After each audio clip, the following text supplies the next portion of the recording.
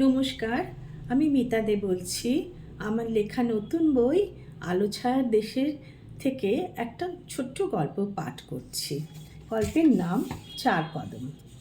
রাতে খাওয়া দাওয়ার পর বিছানায় শুয়ে সুশোভন প্রতিদিনের অভ্যেস মতো সেলফোনটা হাতে নিয়ে সোশ্যাল মিডিয়ায় ঘোরাঘুরি করছিল। হঠাৎ দেখলো একটা মেসেজ ঢুকলো স্কুলের হোয়াটসঅ্যাপ গ্রুপে। উৎসুক হয়ে খুলে দেখলো দেবলীনা একটা গেট টুগেদারে ডাক দিয়েছে সামনের রবিবার ও নিউটনের নতুন ফ্ল্যাটে। প্রায় সঙ্গে সঙ্গেই 10-15 জনের হাত তুলে সম্মতি জানিয়েছে। সুশোভন একটু অপেক্ষা করছিল কে কে যাচ্ছে তা দেখার জন্য। কিছুক্ষণের মধ্যেই দেখল এনাক্ষী সম্মতি জানিয়েছে। আর এক মুহূর্ত দেরি না করে সুশোভন সম্মতি জানালো। দেবলীনা সুশোভনরা 1993-এর মাধ্যমিক ব্যাচ। তারপর তো সবাইকে কোথায় ছিটকে গেল নিজের যোগ্যতা অনুযায়ী বিভাগে, বোর্ডের পজিশন অনুযায়ী নিজেদের পছন্দ মতন কলেজে বা স্কুলে। তখন কলেজেও হায়ার সেকেন্ডারি ডিপার্টমেন্ট ছিল। মাধ্যমিকের পর সুশোভনের ভীষণ মন খারাপ হয়ে গেছিল।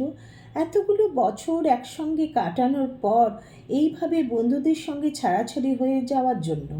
কিন্তু ক্লাস 11-এর প্রথম দিনের প্রথম ক্লাসে যখন এনাক্ষী সুশোভনের পাশে এসে বসল, তখন সুশোভনের মন থেকে বন্ধু হারানোর সব কষ্ট দূর হয়ে গেল। কারণ এনাক্ষীর এক অদ্ভুত ক্ষমতা ছিল এক লহমায় অপরিচিতদের আপন করে নেওয়ার। সেই দিন থেকে সামনের 2 বছর ওরা অভিন্ন হৃদয় বন্ধু ছিল। ক্লাসের বাইরে, টিফিন বা ছুটির সময় সব সময় ওরা দুজন একসঙ্গে। এরকম ব্যাপার স্যাপার দেখে ক্লাসের ছেলে মেয়েরা কানাকানি শুরু করে দিল। ওরাও বুঝলো, কিন্তু পাত্তা দিল না। শুধু ঘনিষ্ঠ বন্ধুরা জানতো এই বন্ধুত্ব ছিল নিখাদ বন্ধুত্ব। এর মধ্যে কোনো শারীরিক বা মানসিক সম্পর্ক ছিল না। দুজনে দুজনের কাছে মনের কথা বলে শান্তি পেত এবং পরস্পরের সাহচর্য উপভোগ করত। হায়ার সেকেন্ডারি রেজাল্টের পর সুশোভন এন্ট্রান্স চান্স পেয়ে শিবপুর মেকানিক্যাল ইঞ্জিনিয়ারিং কলেজে পড়তে চলে গেল। আর এনাক্ষী ফিজিক্সে অনার্স নিয়ে লেডিস বেলুন কলেজে ভর্তি হলো। প্রথমে দুজনেই দুজনের অভাব ভীষণ বোধ করলেও কিছুদিনের মধ্যেই অবস্থার সঙ্গে খাপ খাইয়ে নিল। তখন মোবাইল ছিল না। কলেজে হোস্টেল থেকে যখন বাড়ি ফিরত সুশোভন, তখন ওদের দেখা হতো।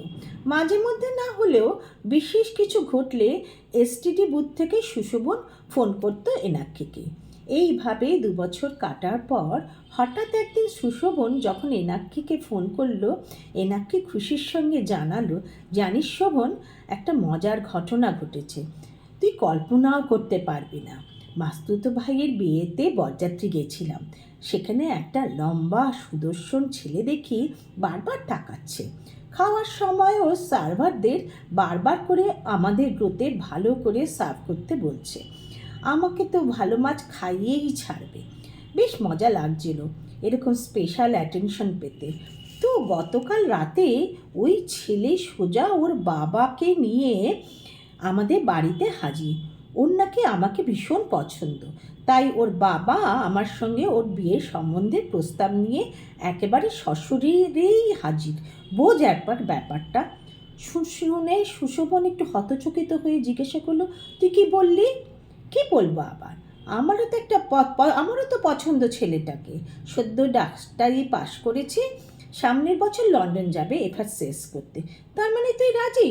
হ্যাঁ রে হাঁদারাম, তুই চলে যাবি লন্ডনে? দাঁড়া, আগে বিয়েটা হোক। এবার সুশোভন হো হো করে হেসে উঠল। আরে, তোর দেখি তো আর তর্স হয়েছে না রে। তারপরেই বলে উঠল, তুই এত দূর চলে যাবি? তোর সঙ্গে আর কোনোদিন দেখাই হবে না। কি করবি বল? তুইও ইঞ্জিনিয়ারিং পাশ করে চলে আসিস লন্ডনে।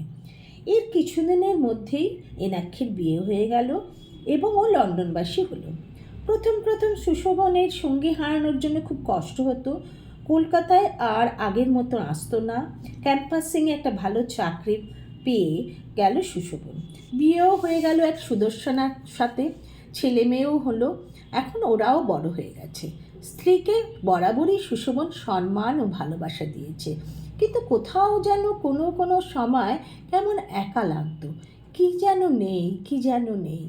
এর মধ্যে নতুন টেকনোলজির দৌড়ে এখন সবার হাতে হাতে ফোন, হোয়াটসঅ্যাপে পুরনো বন্ধুদের সঙ্গে যোগাযোগ। এদিক যদিও এনাকির সঙ্গে যোগাযোগের ছিন্ন হয়নি, তবুও সংসারের ও কাজের চাপে তা ছিল খুবই ক্ষীণ। সম্প্রতি এই স্কুলের গ্রুপের মাধ্যমে যোগাযোগ বেড়েছে। সবাই এখন 50 ছুঁই ছুঁই, চুল ধূসর হতে শুরু করেছে। অনেকের মাঝে মধ্যে এই গেট টুগেদার সুশোভন বেশ এনজয় করে, বিশেষ করে যদি এনাক্ষী থাকে। এনাক্ষীও দেশে ফিরেছে। অবশেষে সেই বিশেষ রবিবারটা এসে গেল। সুশোভনের স্ত্রীদেরও সেদিন লেডিস ক্লাব ছিল, লেডিস ক্লাবের একটা প্রোগ্রাম ছিল ওদের। আজকে ওরা দুজনেই বেরিয়ে পড়ল বেলা 12টা নাগাদ। ছেলে মেয়েরা হোম ডেলিভারি করে নিল, দুজনেই কলেজে পড়ে। নিজেদের একটা আলাদা জগৎ রয়েছে ওদের। সুশোভন গাড়ি চালাতে চালাতে ভাবছিল, ভাগ্যিস সোশ্যাল নেটওয়ার্কের এই যোগাযোগগুলো হয়েছিল, তাই তো ওদের এই মাঝ বয়সে এসেও নিজেদের একটা জগৎ তৈরি হয়েছে। দেবুলিনার বাড়িতে গিয়ে পৌঁছতে 1টা বেজে গেল।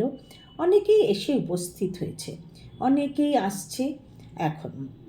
এনাক্ষী এখনও আসেনি। হাতে একটা কোল্ড ড্রিঙ্কসের গ্লাস নিয়ে স্কুলের পুরনো বন্ধুদের সঙ্গে গল্পে মশগুল হলো। এর মধ্যেই কিংশুক পুরনো স্বভাব অনুযায়ী সবার পেছনে লাগতে শুরু করেছে। কিছুক্ষণের মধ্যেই এনাক্ষী এসে উপস্থিত হলো। বয়সের ছাপ তার মধ্যেও পড়েছে, তবে আশ্চর্য পায়ে ওর শরীরের বাঁধনই এখনও সেই তরুণীর মতন। একটা ডার্ক চকলেট ওয়াইন কালারের শাড়ি একটা ফুলহাতা ব্লাউজের সঙ্গে পরেছে। কোমর পর্যন্ত ঢেউ খেলানো চুলটা খোলা। পেছন থেকে কেউ বলবে না 50 বছর ছুঁই ছুঁই বয়স করছে। এসে সেই চোরপরিচিতি আপন করা একগাল হাসি। সরি রে, একটু লেট হয়ে গেলাম। দেবুলিনা, আমার উচিত ছিল তাড়াতাড়ি এসে তোকে একটু হেল্প করা, তবে জানিসই তো অনিন্দ শুধু রোববারটাই একটু অফ পায়, তাই পারলাম না রে। আরে নেভার মাইন্ড, আমার হেল্পার আছে, কোনো অসুবিধা হয়নি। এবার আনন্দ করতো স্কুলের লাইফের মতো। পুরনো চিরচারিতের অভ্যাস মতো নাকি একটা চেয়ার টেনে সুশোভনের পাশে বসে বসলো, আর সবাই হেসে উঠল। তোদের সেই পুরনো অভ্যাস এখনও যায়নি। আরে জানিস না, ঠিকই স্বর্গে গিয়েও ধান মানে। এই রকম কথার মাঝে সবাই 30 বছরে আগের জীবনে ফিরে গেল। লাঞ্চে খাওয়ার পর ঠিক হলো একটু নাচানাচি হোক। এনাক্ষী এই ব্যাপারে সবসময় উৎসাহী। ও উঠে সবাইকে এনকারেজ করতে লাগলো। সুশোভন বলতেই সে বলে উঠল, আমি একটা কথা বলি, আজ আমি একটা প্রিয় গান বাজাবো আর তার সাথে এনাক্ষী নাচবে। সবাই এতে সায় দিয়ে উঠল। সুশোভন লাউডস্পিকারে নিজের ফোন থেকে কানেক্ট করলো। बिन कुछ कहे बिन कुछ सुने हाथों में हाथ लिए 4 कदम, बस 4 कदम चल देना साथ मेरे। গানের সুর দেবুলিনা বড় হল ঘরে যেন প্রথম বর্ষার জলের মতন ছড়িয়ে পড়তে লাগলো। এনাক্ষীও ওর লাস্যময়ী শরীর নিয়ে নেচে উঠল। দীর্ঘদেহী সুঠাম সুশোভন ওর ধূসর বেড়াল চোখ নিয়ে সেই গান ও নাচ মগ্ন হয়ে উপভোগ করতে লাগলো।